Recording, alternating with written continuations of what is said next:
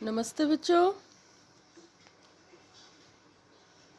आज हम परमाणु का आखिरी और सबसे आधुनिक मॉडल क्वांटम यांत्रिकी मॉडल, जो बच्चों को आज पढ़ाया जाता है या वैज्ञानिक जिस मॉडल की सहायता से आज स्टडी करते हैं, उसकी बात करेंगे। क्वांटम यांत्रिकी मॉडल से संबंधित कुछ विशेष बातें, मुख्य बातें हैं, कुछ परिभाषाएं हैं, वो आपको देखनी है। धीरे धीरे हम इसके बारे में बाकी बातें भी सीखेंगे। क्वांटम यांत्रिकी एक शब्द है। ये क्वांटम यांत्रिकी विज्ञान की एक शाखा है। यह द्रव्य के द्वैत व्यवहार को ध्यान में रखकर विकसित किया गया विज्ञान है। द्रव्य का द्वैत व्यवहार पिछली वीडियो में हम सीख चुके हैं। डी ब्रोगली के अनुसार प्रत्येक पदार्थ कण और तरंग दोनों प्रकार की प्रकृति रखता है, उसे द्वैत व्यवहार कहते हैं। तो जो क्वांटम यांत्रिकी है, एक तो ये द्वैत व्यवहार को ध्यान में रखकर विकसित किया गया विज्ञान है, और दूसरी बात, यह अति सूक्ष्म वस्तुओं, ऐसी वस्तुएं जो तरंग और कण दोनों गुण दर्शाती हैं। दर्शाती हैं का मतलब क्या है? द्वैत व्यवहार तो कहता है कि कोई भी गतिशील पदार्थ है वह द्वैत व्यवहार रखता है, कण भी और तरंग भी। लेकिन वो तरंग गुण है, उसका नज़र आ रहा है या नहीं आ रहा, वो एक अलग बात है, लेकिन रखता तो है। परंतु जो अति सूक्ष्म वस्तुएं हैं, बहुत छोटे कण हैं, मेनली हम बात यहाँ इलेक्ट्रॉन की कर रहे हैं, उनका जो तरंग गुण है वह दिखता भी है, प्रयोगों द्वारा उसे देखा जा सकता है। तभी तो इलेक्ट्रॉन माइक्रोस्कोप का आविष्कार हुआ। के लिए गति के नियमों को निश्चित करती है। आपने गति के नियम कक्षा 9 में पढ़े हैं, न्यूटन के गति के नियम। पहला नियम जड़त्व का नियम पढ़ा, ऐसे ही जो तीसरा नियम था वो क्रिया प्रतिक्रिया का नियम पढ़ा, और जो दूसरा नियम था उसमें हमने ये सूत्र पढ़ा, F=ma। ये गति के नियम कहलाते हैं तीनों। लेकिन जो न्यूटन के गति के नियम थे वो स्थूल वस्तुओं के लिए थे। स्थूल मतलब बड़ी या भारी वस्तुओं के लिए थे, उन पर लागू होते थे। लेकिन अति सूक्ष्म वस्तुओं पर न्यूटन के गति के नियम लागू नहीं होते। तो अति सूक्ष्म वस्तुओं के लिए गति के नियम क्वांटम यांत्रिकी द्वारा समझाए जाते हैं। पूरी परिभाषा को दोबारा देखते हैं। 2 भागों में ये परिभाषा है।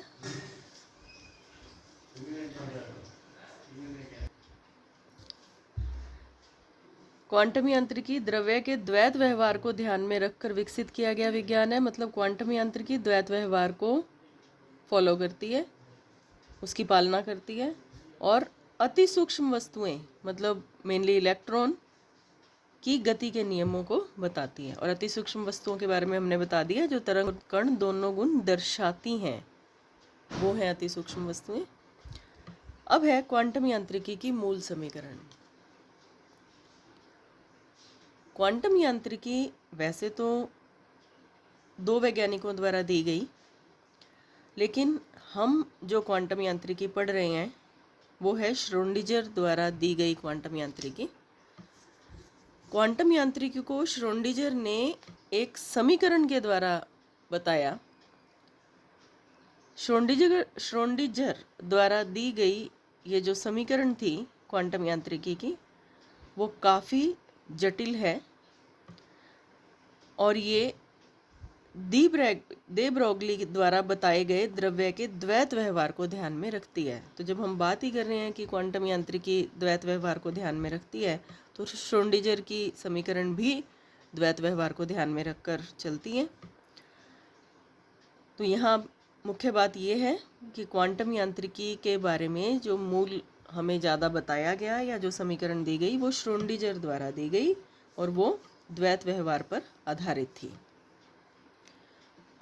ऐसे निकाय जिनकी ऊर्जा समय के साथ नहीं बदलती। देखो बेटा, जो निकायों की ऊर्जा, निकाय मतलब एक सिस्टम जिसका हम अध्ययन कर रहे हैं, निकायों की ऊर्जा उसमें उपस्थित इलेक्ट्रॉन्स की वजह से बदलती है। जैसे जैसे इलेक्ट्रॉन्स की संख्या बदलती जाती है, नाभिक और बाहर वाले जो इलेक्ट्रॉन हैं उनके बीच में स्थिर विद्युत बलों में अंतर आता जाता है। आकर्षण प्रतिकर्षण बदलते जाते हैं। ये नाभिक और इलेक्ट्रॉन के मध्य आकर्षण होगा, इलेक्ट्रॉन और इलेक्ट्रॉन के मध्य प्रतिकर्षण होगा। तो जैसे जैसे इलेक्ट्रॉन्स की संख्या बढ़ेगी तो ये वाले गुण बदलते जाएंगे। तो इस वजह से उस निकाय की ऊर्जा भी बदलती रहेगी।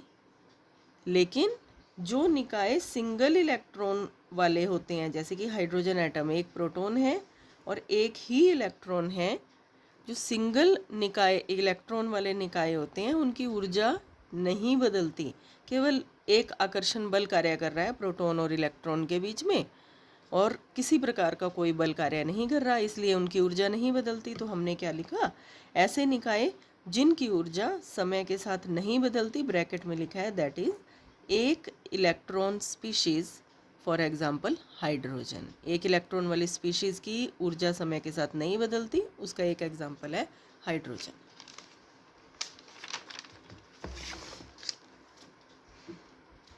एक इलेक्ट्रॉन निकाय के लिए, मतलब जिनकी ऊर्जा नहीं बदलती, ऐसे निकायों के लिए जो श्रोडिंगर इक्वेशन दी गई, श्रोडिंगर समीकरण दी गई, वो ये थी एच कैप।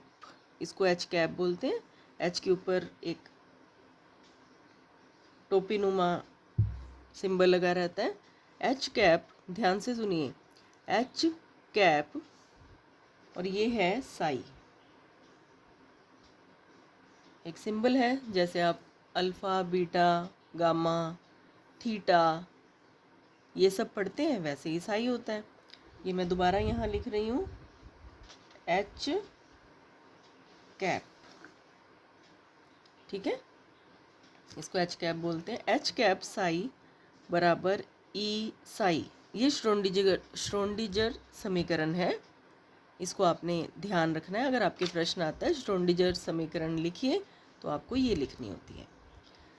यहाँ पर इनके मतलब समझा देते हैं। एच कैप यह एक गणितीय संकारक है जिसे हैमिल्टोनियन कहा जाता है। गणितीय संकारक जिसे कहा जाता है हैमिल्टोनियन। अब गणितीय संकारक का मतलब समझिए। आपने बहुत सारे गणित के सिंबल पढ़े हुए हैं, प्लस, माइनस, गुणा, भाग, ये सिंबल इसके आप पढ़ते हैं। जैसे आपके सामने एक प्रश्न लिख दिया जाता है, 4 + 2, 3 - 1, 8 भाग 4, 3 × 6। तो ये इन सिंबल्स का एक मतलब है। ये सिंबल एक काम करते हैं। ये वाला जो सिंबल है, ये इन दोनों को जोड़ने का काम करता है। हमें पता है कि अगर इधर जो लिखा है और इधर जो लिखा है, उन दोनों को इकट्ठा करना पड़ेगा। ये सिंबल उस बात को बता रहा है। ये सिंबल किस बात को बता रहा है कि इधर और इधर जो लिखे हैं नंबर्स, उन दोनों के अंतर को बताना है, उन दोनों का जो गैप है उसको बताना है। तो इस प्रकार से हर सिंबल का एक मतलब होता है। ये भी चारों गणितीय संकारक ही हैं। तो बहुत सारे गणितीय संकारक हैं जिनको हम रूटीन में आप यूज़ करते हैं। ऐसा ही एक गणितीय संकारक है एच कैप, जिसको नाम दिया गया हैमिल्टोनियन। तो एच कैप इस साई पर काम कर रहा है। जैसे ये प्लस किस पर काम कर रहा है, 4 और 2 पर काम कर रहा है। ये भाग किस पर काम कर रहा है, 8 और 4 पर काम कर रहा है। तो हैमिल्टोनियन इस समीकरण में इस साई पर काम कर रहा है। और कैसे काम करता है, किस प्रकार से कैलकुलेट करता है, वो हमें नहीं पढ़ना। वो बहुत हाई लेवल की बात है, बड़े उच्च स्तर का गणित है, वो हमें नहीं देखना। और जब ये हैमिल्टोनियन साई पर काम करता है तो हमें साई की ऊर्जा देता है। ई का मतलब ऊर्जा। तो जब हैमिल्टोनियन साई पर काम करता है, एक गणितीय संकारक, तो वो हमें साई की ऊर्जा दे देता है। तो हैमिल्टोनियन एक गणितीय संकारक है एच कैप, जिसे हैमिल्टोनियन कहते हैं। ये आपको लिखना है साई। साई है इलेक्ट्रॉन का तरंग फलन। इलेक्ट्रॉन का तरंग फलन। ध्यान करो, हम कहते हैं कि ये नाभिक है, नाभिक के चारों तरफ इलेक्ट्रॉन है। ये तो बोर ने ऐसी कक्षा दी थी कि इस प्रकार से इलेक्ट्रॉन होता है, लेकिन द्वैत प्रकृति के आधार पर हम कहते हैं कि इलेक्ट्रॉन तो तरंग के रूप में होता है, इसलिए ऐसे गति करता है। तो ये जो इलेक्ट्रॉन तरंग के रूप में गति करता है, इसको हम इसके तरंग फलन से दर्शाते हैं। तो ये इलेक्ट्रॉन का तरंग फलन है साई। तो जब हैमिल्टोनियन इलेक्ट्रॉन के इस तरंग फलन पर कार्य करेगा तो इस तरंग फलन की ऊर्जा का मान देगा, और ई निकाय की ऊर्जा। अब यहाँ पर एक बात और आपको ध्यान रखनी है, वैसे तो निकाय का मतलब होता है पूरा सिस्टम जिसका हम अध्ययन कर रहे हैं, लेकिन क्योंकि यहाँ पर हम सिर्फ एक इलेक्ट्रॉन वाले परमाणुओं की बात कर रहे हैं, इसलिए ये जो ई है इसको हम दोनों बातें कह सकते हैं, निकाय की ऊर्जा या एक इलेक्ट्रॉन की ऊर्जा। तो ये सब अगर श्रोडिंगर समीकरण आपके आती है तो आपको ये लिखना है और इन तीनों की वैल्यू लिखनी है कि इसका क्या मतलब है, मीनिंग लिखना है। फिर आपको एक ये लाइन लिखनी है कि इस समीकरण के हल से, इस समीकरण को जब सॉल्व किया जाता है, हल किया जाता है, तो ई तथा साई दोनों के मान प्राप्त होते हैं, ई और साई के मान प्राप्त होते हैं। आगे है हाइड्रोजन परमाणु और श्रोडिंगर समीकरण। ये समीकरण हाइड्रोजन जैसे परमाणुओं के लिए दी गई थी। अब जब इसको हल किया गया, यहाँ पर तो हमने एक जनरल समीकरण दी है जो हमें किसी बारे में नहीं बता रही। आगे हम हाइड्रोजन परमाणु के लिए श्रोडिंगर समीकरण के जो हल आए थे, एक बात और, ये नॉर्मल एक रेगुलर श्रोडिंगर समीकरण है जिसको हर परमाणु के लिए अलग अलग हल किया जाता है। हाइड्रोजन के लिए अलग हल किया जाता है, दूसरे परमाणुओं के लिए अलग हल किया जाता है। तो जब इसको हाइड्रोजन के लिए हल करते हैं तो हमें कुछ और बातें देखने को मिलती हैं। जब श्रोडिंगर समीकरण को हाइड्रोजन परमाणु के लिए हल करते हैं, इसको काट दें, सेंटेंस नहीं बन रहा। श्रोडिंगर समीकरण को हाइड्रोजन एटम के लिए हल करने पर इलेक्ट्रॉन के संभव ऊर्जा स्तर, अभी हमने क्या बात की कि समीकरण को जब हल करते हैं ई और साई इनके मान प्राप्त होते हैं। तो यहाँ पर अब हम पहले ई की बात कर रहे हैं। इलेक्ट्रॉन के संभव ऊर्जा स्तर, संभव ऊर्जा स्तर का मतलब क्या हुआ, क्वांटित ऊर्जा स्तर। क्वांटित, कोई भी राशि जब क्वांटित हो जाती है मतलब उसकी कुछ वैल्यूज़ फिक्स हो जाती हैं, सिर्फ उन्हीं वैल्यूज़ की में वह क्वांटिटी हमें मिल सकती है, उसे कहते हैं क्वांटित राशि। जैसे कि आपको क्वांटित का मीनिंग हम पहले कर चुके हैं, आपको एग्जांपल दिया था मैंने, पानी और गेहूं का एग्जांपल दिया था कि जो पानी है वो सतत प्राप्त होता है, हमें बिल्कुल सीधा सीधा प्राप्त होता रहता है। तो उसमें हम कितनी भी मात्रा में उसको ले सकते हैं, ग्राम में अगर नाप कर लें, लेकिन अगर गेहूं के दाने आ रहे हैं तो हम एक फिक्स ग्राम की मात्रा ही हमें प्राप्त हो सकती है, क्योंकि हर दाने का फिक्स ग्राम है, मात्रा है उसकी। तो ये जो ऊर्जा स्तर हैं, इनकी जो ऊर्जा होगी, ऊर्जा स्तर या जो लेवल होंगे ऊर्जा के, उनकी ऊर्जा क्वांटित होगी, विशेष मानों पर ही सीमित होगी। तो जो श्रोडिंगर समीकरण है, जब उसको हाइड्रोजन के लिए हल करते हैं तो इलेक्ट्रॉन के संभव ऊर्जा स्तर मतलब क्वांटित ऊर्जा स्तर, विशेष ऊर्जा वाले, और उनके संगत, उनके लिए तरंग फलन या साई प्राप्त होते हैं। हर ऊर्जा स्तर का अपना तरंग फलन प्राप्त होता है कि उस ऊर्जा स्तर में जो ऊर्जा उस लेवल की है उसका तरंग फलन कितना होगा। तो ये दोनों बातें बता देता है। तो यही बात हमने ऊपर भी लिखी थी, इस समीकरण से हल से ई और साई के मान प्राप्त होते हैं, और यहाँ भी हम वही बात बता रहे हैं कि क्वांटित ऊर्जा स्तर प्राप्त होते हैं और उस ऊर्जा स्तर से संबंधित तरंग फलन भी प्राप्त होता है। तरंग फलन साई को 3 क्वांटम संख्याओं द्वारा दर्शाया जाता है। अब ये मॉडल की शुरुआत हो रही है।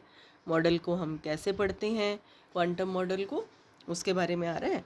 तो तरंग फलन साई को 3 क्वांटम संख्याओं, मुख्य क्वांटम संख्या n, दिग्गशी क्वांटम संख्या दिग्गशी क्वांटम संख्या l और चुंबकीय क्वांटम संख्या m के द्वारा निर्दिष्ट किया जाता है, मतलब दिखाया जाता है।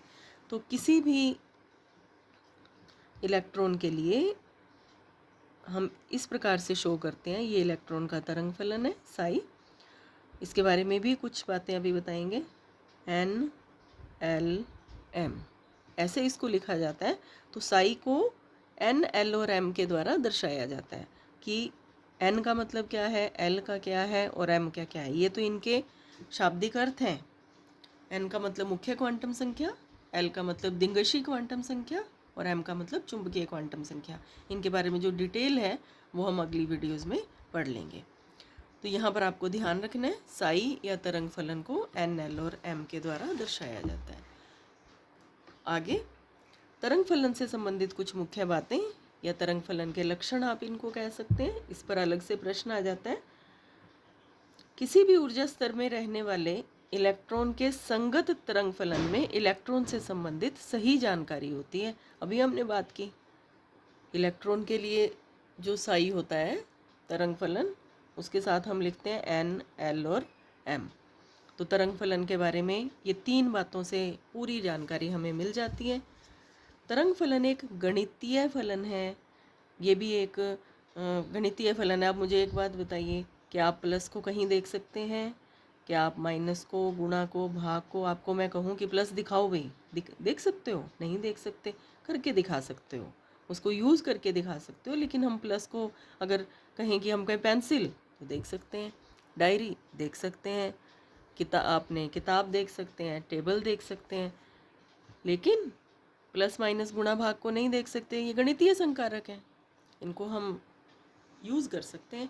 ऐसे ही जो साई है उसको हम समझ सकते हैं, उसकी हम बात कर सकते हैं, लेकिन हम उसे देख नहीं सकते। तो ये एक गणितीय फलन होता है, इसका कोई भौतिक अर्थ नहीं होता। तो भौतिक अर्थ का मतलब है जिस चीज़ का भौतिक अर्थ होगा वो नज़र आएगी, ठीक है। तो साई का कोई भी, तरंग फलन का कोई भी भौतिक अर्थ नहीं होता। तो ये तरंग फलन का लक्षण हुआ। हाइड्रोजन और उसके समान स्पीशीज़, जब भी हम बात करते हैं हाइड्रोजन और उसके समान स्पीशीज़, उसका मतलब है हम एक इलेक्ट्रॉन वाली स्पीशीज़ की बात कर रहे हैं। उसका जो तरंग फलन होता है वो परमाणु कक्षक कहलाता है। हाइड्रोजन उसकी जो एक इलेक्ट्रॉन स्पीशीज़ हैं, उनके जो तरंग फलन होंगे उन सभी को परमाणु कक्षक कहेंगे। परमाणु में किसी बिंदु पर इलेक्ट्रॉन के पाए जाने की प्रायिकता। अब यहाँ पर एक बात और समझिए, बोर ने हमें मॉडल दिया था कि नाभिक होता है, नाभिक के चारों तरफ निश्चित वृत्ताकार, निश्चित त्रिज्या के वृत्ताकार कक्षों में इलेक्ट्रॉन चक्कर काट रहे हैं। ये बात बोर ने कही थी। लेकिन उसके बाद आ गया हाइजेनबर्ग का निश्चितता सिद्धांत, जिन्होंने ये बात कह दी कि ऐसे कैसे आप निश्चित त्रिज्या के वृत्ताकार कक्ष की बात कर सकते हो, जब हम इलेक्ट्रॉन की स्थिति और वेग के बारे में सही बात बता ही नहीं सकते, तो कैसे हम उसका पथ बता सकते हैं। तो उसके बाद हमने वहाँ पर एक स्टेटमेंट भी की थी कि हमें प्रायिकता शब्द को काम में लेना चाहिए। प्रायिकता शब्द को काम में लेना चाहिए कि होने की संभावना, सबसे ज़्यादा होने की संभावना, उसको प्रायिकता कहा जाता है। तो हाइड्रोजन और उसके समान स्पीशीज़ का जो 5वां पॉइंट पढ़ रहे थे हम, परमाणु के किसी बिंदु पर इलेक्ट्रॉन के पाए जाने की प्रायिकता, इलेक्ट्रॉन के पाए जाने की सबसे ज़्यादा संभावना उस बिंदु पर साई स्क्वायर के समानुपाती होती है। यदि तरंग फलन का स्क्वायर कर दिया जाए तो वो प्रायिकता की बात आ जाती है कि इलेक्ट्रॉन पाए जाने की सबसे ज़्यादा संभावना कहाँ है। इसे प्रायिकता घनत्व के नाम से भी जाना जाता है। आगे है, श्रोडिंगर समीकरण को बहु इलेक्ट्रॉन स्पीशीज़, ज़्यादा इलेक्ट्रॉन वाली स्पीशीज़ के लिए यथार्थ रूप से हल नहीं दिया जा सका। श्रोडिंगर समीकरण का हाइड्रोजन के लिए उसका यथार्थ हल दिया गया, उसका जो हल है वो आपको नहीं पढ़ा रहे हैं, आपकी बुक में भी नहीं है, आपके लेवल का भी नहीं है, लेकिन उसका हल दिया गया। और जो बहु इलेक्ट्रॉनीय स्पीशीज़ थी उसका यथार्थ हल नहीं दिया जा सका। इसे सन्निकटन, सन्निकटन का मतलब होता है कि उसके आसपास हम पहुंच जाते हैं, उसका एग्जैक्ट हल नहीं दे पाते, विधि के उपयोग से हल किया गया। अब देखिए, ये जो प्रश्न आपको अभी मैंने करवाया क्वांटम मॉडल का, ये प्रश्न सीधा परीक्षा में मोस्टली नहीं आता। इसमें कुछ हमने छोटे छोटे पार्ट किए इसके, उस पर छोटी टिप्पणियाँ या परिभाषाएं आती हैं। क्वांटम यांत्रिकी की परिभाषा पूछी जा सकती है, श्रोडिंगर समीकरण के बारे में पूछा जा सकता है क्वांटम यांत्रिकी में योगदान देने वाले वैज्ञानिक का नाम बताइए, उन्होंने किस बात को ध्यान में रखा वो बताइए। श्रोडिंगर समीकरण को लिखिए। तो श्रोडिंगर समीकरण आ जाती है। तो आपको मैंने बताया कि कैसे लिखना है, कितना लिखना है। हाइड्रोजन परमाणु के लिए श्रोडिंगर समीकरण की व्याख्या कीजिए, वो आ जाता है। तो आप इन बातों को लिखते हैं इस प्रकार से। और आपके यदि ये आ जाता है क्वेश्चन, साई से संबंधित मुख्य बातें या तरंग फलन के विशेष लक्षण लिखिए, तो आपको ये 5 पॉइंट लिखने होते हैं।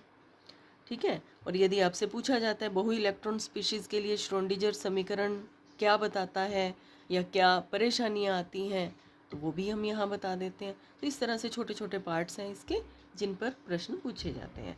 तो आप इस क्वेश्चन को अच्छे से समझें और फिर उसको याद करें। Thank you.